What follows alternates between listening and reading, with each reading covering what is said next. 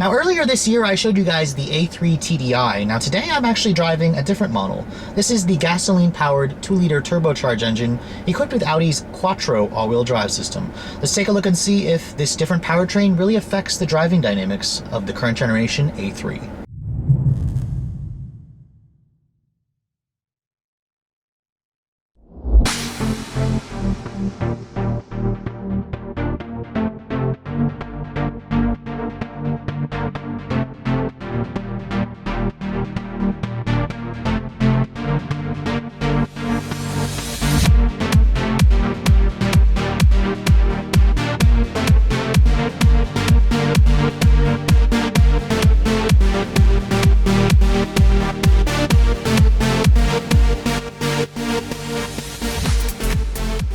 Now, those of you familiar with the A3 name will know this car has been around for a few years now. It was actually the first compact, subcompact, entry-level luxury sedan to hit the market, and Audi really has the most experience with a vehicle in this type of class. Since then, competitors such as the Acura ILX, Mercedes CLA have entered the market, trying to take the crown away from Audi's A3. Now, in response to that, Audi has given us an all-new second-generation A3. Now, I showed you guys the TDI diesel model earlier this year, but a lot of you wanted me to show you the 2.0T gasoline engine equipped with Quattro all-wheel drive. As you know, this is a pretty popular sedan for Audi, and it's been a hot seller for the company ever since it came to market almost a year ago. Now you can see this 2.0T Quattro looks just like the TDI model, right down to the beautiful scuba blue metallic exterior paint that Audi charges $550 for. Now my particular tester is also the Prestige. You can choose this model between Premium, Premium Plus, and Prestige.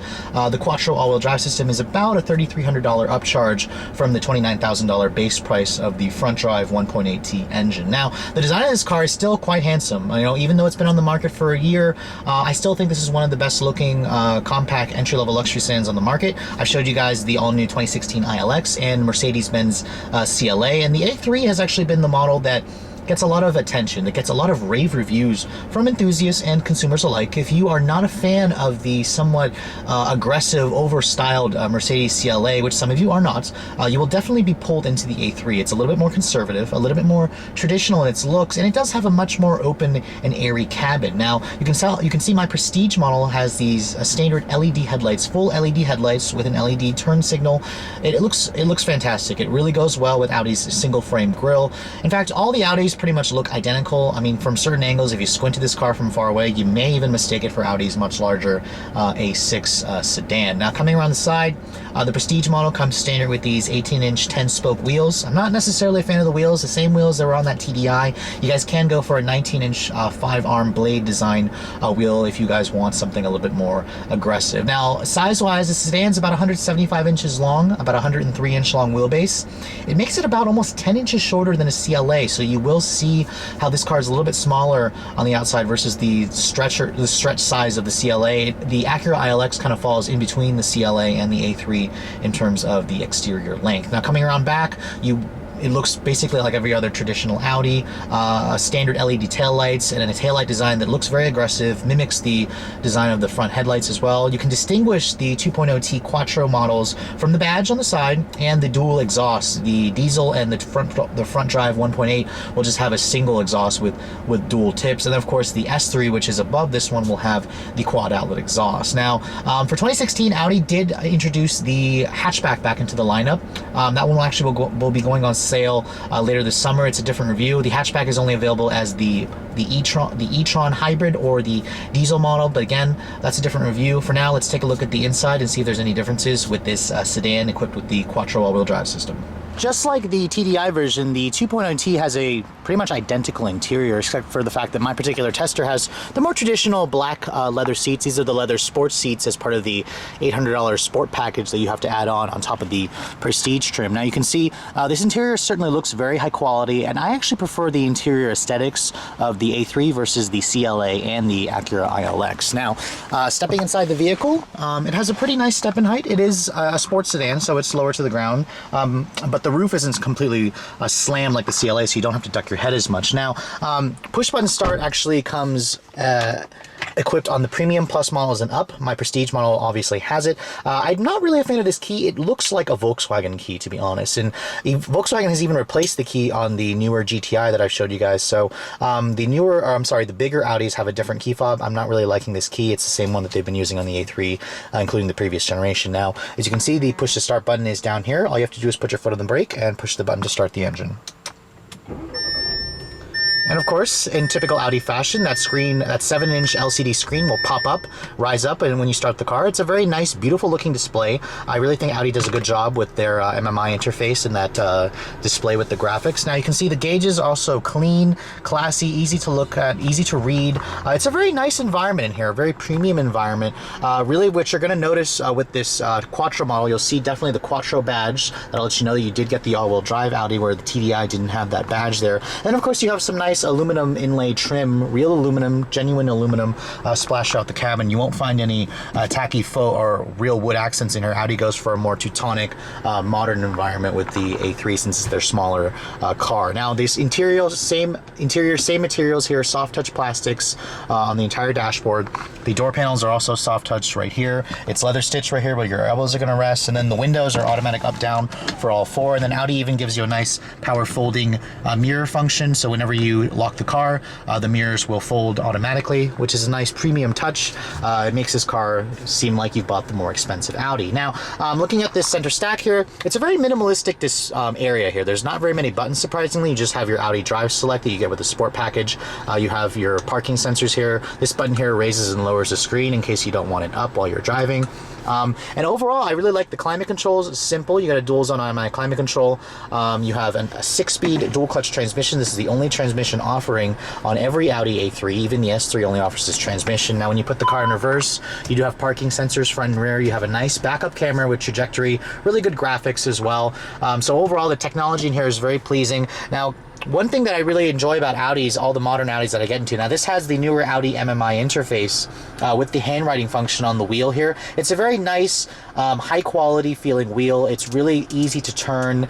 It feels good in your hands when you're turning, when you're using the controls here, and that's really important in elevating the premium feel. Now, as you can see, there are different quadrants here. If you go to the menu button here, you can choose between your different settings here, or different options. You have your radio, your media sources, navigation, Audi Connect. This car does have 4G LTE. It's a wireless rolling hotspot that works with AT&T. It was the first Audi product to get it. And then of course you do have your car settings here, telephone settings. You can alter your drive select settings here between dynamic, individual, automatic, and comfort. Individual is where you can actually adjust it, custom tailor the steering and throttle and transmission settings to your liking. Now, one area that I want to show you is the navigation function. Push that little toggle up and you can see, voila, it's Audi Google Maps. This is what Audi is pretty much known for. It's the best looking map display in the industry. Despite the fact that I think Mercedes and BMW have really nice map displays, Audi really does it right with their Google Maps. I love Google Maps. Everybody loves Google Maps, especially when you pull it up on your computer. It basically looks like you have a computer in the car. So bravo to Audi for giving me such a beautiful looking navigation display that really ups the interior quality in here. Now, another couple things, you'll get standard equipment. These leather bucket seats come standard, not the sports seats, just the leather, and this big panoramic moonroof. Mercedes charges you extra, like $1,500 extra for the panoramic sunroof in the CLA, so it's good that Audi actually throws in some value into this car, which is what a lot of buyers in this class, or a lot of younger buyers, expect as value. Now, one thing you also really like is the Bang & Olufsen audio system. This is a 14-speaker Bang & Olufsen audio system, and once you hear the Bang & Olufsen, you really won't like anything else. Bang & Olufsen, for me, I think is the best sound system in the business, and overall, I really like this interior still, even though I showed you guys the diesel. I prefer the brown leather in the diesel, but you really will feel the sense of quality and modernness when you step inside the interior of this A3, and I think it's actually better than the A3's biggest competitor, the CLA and the Acura ILX. Now, back seat space in this class is definitely tight. The A3 is no exception. The ILX gives you the most space in the class because it has the flat center hump right there, just like a Honda Civic. However, this is not bad. This is better than the CLA because the roof doesn't come down and cut your head off in terms of the design, but you can see here Audi does give you some nice vents. There's dual map pockets back here, and the legroom and foot space is okay for me. I'm 5'7", and it's pretty decent. I wouldn't want to be back here for too long, but at least my knees aren't hitting the driver's seat. This is where I'd have it to drive. The seats themselves, they are 60-40 split design with a nice pass-through right here as well, and then you have a nice folding armrest here with some cup holders, and then of course the materials back here, they are the same soft touch with aluminum and leather stitching right there where your elbows are going to rest. Now the trunk capacity of the A3 is also on the class competitive side. You're looking at just under 13 cubic feet of space. The competitors basically give you around the same amount of space. Audi, however, gives you a nice big opening versus the CLA with its stylized trunk. Underneath the floorboard, you do have a temporary spare tire underneath here, so it's nice that Audi at least gives you that feature. And like I said before, the seats do fold down 60-40, so as a practical sedan, the Audi A3 certainly works.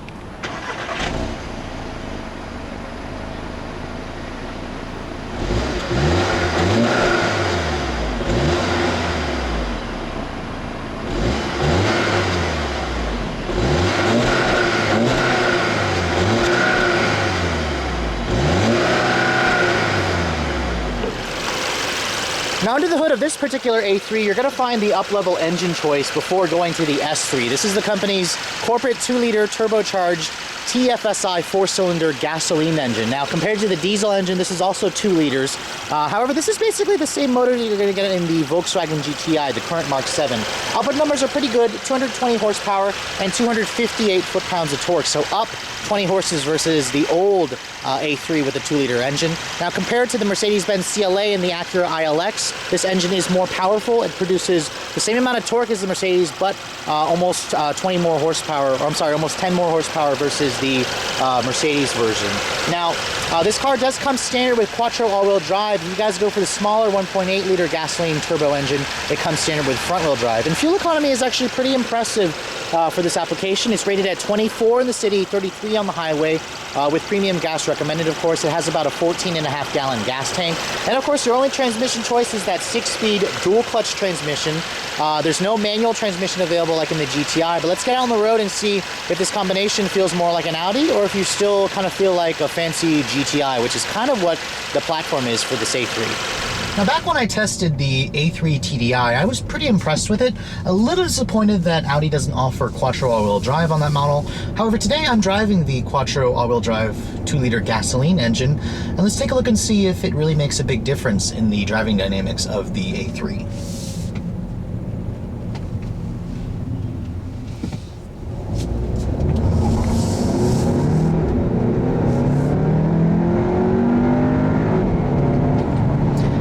Right off the bat, I'm immediately noticing that Quattro all-wheel drive traction. Just getting out of the hole, making a turn, and then putting your foot down. This car really claws into the road for traction, and the Quattro all-wheel drive system is one of the best in the business. It does feature torque vectoring. It's very similar to Acura's super handling all-wheel drive. It also has more of a rearward bias when you put it into its dynamic setting. And it's actually a really fun car to drive. This car definitely feels like an Audi right from the get-go.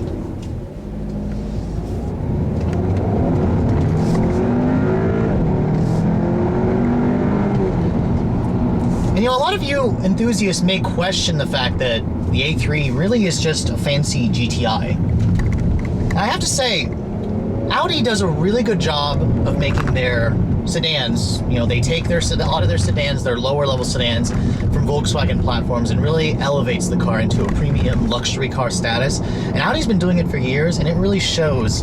Even in this A3, this Mark 7 platform, it basically rides on the Golf GTI's Mark 7 platform. It's a wonderful platform. The car feels very stiff, very stable, very high quality and solid, and that's just a feeling of luxury that you need to find in a vehicle, especially with something that sports the 4 rings on the steering wheel here.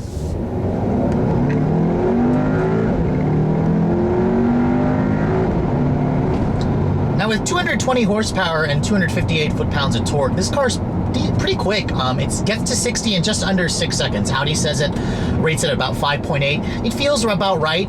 This car definitely feels quicker than a GTI just because the acceleration, the grip, there's no wheel spin drama that the front drive GTI gives you, and the car just feels really planted, especially just driving the car normally. I'm going to put this drive select setting here into comfort setting. The steering lightens up, the ride suspension gets a little bit softer, and this car feels like a luxury sedan. It glides down the road with that feeling of quality that you associate with Audis, and the ride is really good. This is the best ride in the class in terms of this entry-level luxury car class. I've driven the ILX, I've driven the CLA, and this is also the quietest. This road has full of potholes, and the car just glides down with the same kind of solidity you may find in a bigger Audi. The suspension is firm, but not overly stiff, whereas the CLA tended to crash over bumps. Same with the ILX. This car offers a lot less road and wind noise. Really, my only complaint maybe is the engine. It's a little bit quieter. When you do slap this car back into its dynamic setting, Audi says the exhaust gets a little bit louder. To be honest, I don't really feel it, or I don't really hear it. It's still a little too quiet for my taste. That's why you really want to step up to the S3 for that more performance sound. Now, driving the car, down the road like this, again, the visibility in here is excellent. There's no swoopy, curvy design language like the CLA that blocks your view. The windows are big, the side mirrors are big. My particular tester has the Audi side assist, so those of you who are too lazy to check your blind spots, this car will definitely help you out on the highway.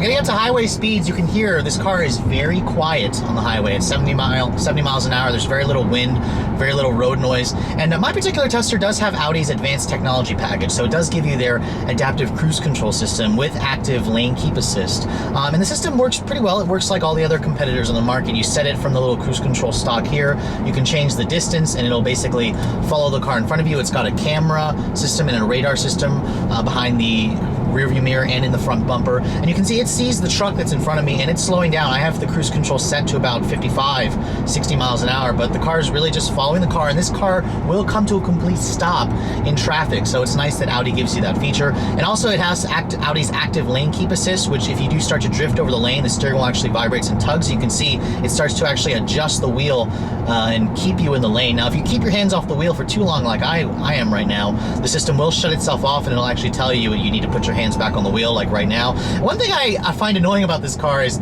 every time there's a warning that displays in that display right there, it puts an exclamation mark there, almost like the car's yelling at me. That's an Audi thing. I'm not sure why they want to use an exclamation mark. I guess just to let you know that you're not there's something wrong with the car, just to yell at you. I guess maybe it's a German car thing, I don't know. But overall, I'm quite impressed with this car, and I definitely prefer the A3 with the 2-liter turbo gasoline engine with the Quattro all-wheel drive. I really think that's what makes an Audi an Audi. The TDI model was great. The engine for me was a little too similar to what you can get in the Golf TDI or the Jetta TDI, and I may actually just pick that. However, some of you are definitely questioning this class of car. When it came out, a lot of you are thinking, why should I buy something like this when I can get like a mid-size sedan like a Mazda 6, a Honda Accord for the same money, and it gives you a bigger car. Now, basically what the luxury manufacturers were targeting with this specific brand of vehicle is a younger buyer, somebody of my generation looking to step into a luxury brand. And I have to say, the CLA, the ILX, and the A3 certainly feel much more premium, and they feel like they are entry-level luxury cars to a sense. The A3, in my opinion, is the best of the breed in terms of this class. The ILX is probably the best value, and the Mercedes, of course, is the most stylish. The AMG model is just bonkers. I really want to get my hands on an S3 and show you guys the differences with the S3, but overall, I'm quite impressed with this car. I think it's refined. I think it's luxurious. I think the interior is beautiful. This is my favorite interior design, right down to this 7-inch screen here that you can push that button and it goes away in case you don't want to see it. Now, a couple of gripes with the car.